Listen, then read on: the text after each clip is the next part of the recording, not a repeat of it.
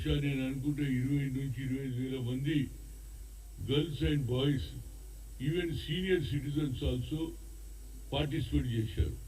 ఆ సభలో ముఖ్యమంత్రి గారు, నేను ఎందుకు చెప్తున్నా అంటే ఆయనకు ఒక ఆలోచన వచ్చింది. నిన్నటి వరకు హైదరాబాద్ సిటీ అంటే హైటెక్ సిటీ, సాఫ్ట్వేర్ హార్డ్వేర్ తెచ్చింది.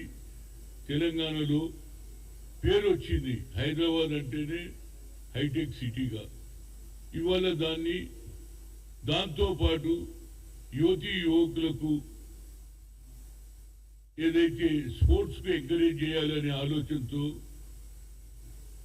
మన ఏషియన్ గేమ్స్ కానీ ఒలింపిక్స్లో కూడా మన తెలంగాణకు మంచి అవకాశాలు రావాలి. ఇంత పెద్ద జనాభా ఉన్నటువంటి దానికి ఎంతో కష్టపడవలసి వస్తుంది కనుక వాళ్ళకు ట్రైనింగ్ ఇవ్వాలి, వాళ్ళకు మంచి ఏదైతే కోచెస్ ఇవ్వాలనే ఆలోచనతో స్పోర్ట్స్ హబ్, స్పోర్ట్స్ సిటీ చేయాలి అనేది ఆలోచన వచ్చింది. ఎందుకంటే 29th 2 రోజులలో వరల్డ్ స్పోర్ట్స్ డే జరుగుతున్నది. దాని మీద నేను మాజీ స్పోర్ట్స్ మినిస్టర్గా మా ముఖ్యమంత్రి అయినటువంటి రేవంత్ రెడ్డికి నా హృదయపూర్వక ధన్యవాదాలు. మంచి ఆలోచన. ఇవాళ ప్రతి జిల్లాలలో కూడా 10 నుంచి 12 ఎకరాల భూమి కేటాయించి అందులోనే క్రికెట్ కానీ, ఫుట్బాల్ కానీ, వాలీబాల్ కానీ, హాకీ కానీ అందరు కూడా ఆడుకునే అవకాశం ఉంటుంది. ప్రతి జిల్లాలో కింది స్థాయి నుంచి 12 ఏళ్ల నుంచి మొదలు పెడితే వాడు 19 ఇయర్స్ వచ్చే లోపల ఒక మంచి క్రీడాకారుగా తయారైతే దానికి మంచి కోచెస్ పెట్టాలని, అదేవిధంగా ఒలింపిక్స్ లో కూడా తెలంగాణ ప్రభావం కనిపించాలి.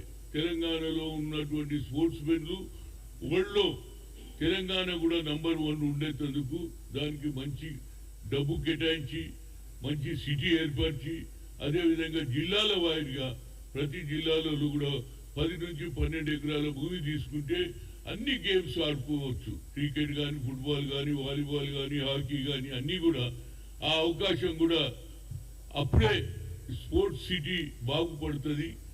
నాకు నిజంగా చాలా సంతోషంగా ఉంది. ఎందుకంటే ఎవరు కూడా స్పోర్ట్స్ మీద అంత శ్రద్ధ తీసుకోలే. గతంలో ఉన్నటువంటి కేసీఆర్ కూడా స్పోర్ట్స్కు ఎంకరేజ్ ఎక్కడ చేయలే కనుక ఈయన స్పోర్ట్స్కి ఎంకరేజ్ చేస్తుంది కనుక ప్రతి ఒక్క స్పోర్ట్స్ మెన్ ముందుకు రావాలి. మొన్ననే మన హాకీ క్రికెట్ పేరు మన సిరాజ్ మొహమ్మద్ సిరాజ్ ఒక ఆటో రిక్షా వాళ్ళ ఫాదర్ నడిపిస్తుంటే కష్టపడి ఇవాళ ఇండియాకు కూడా ఆడుతున్నాడు ఫాస్ట్ బౌలర్గా.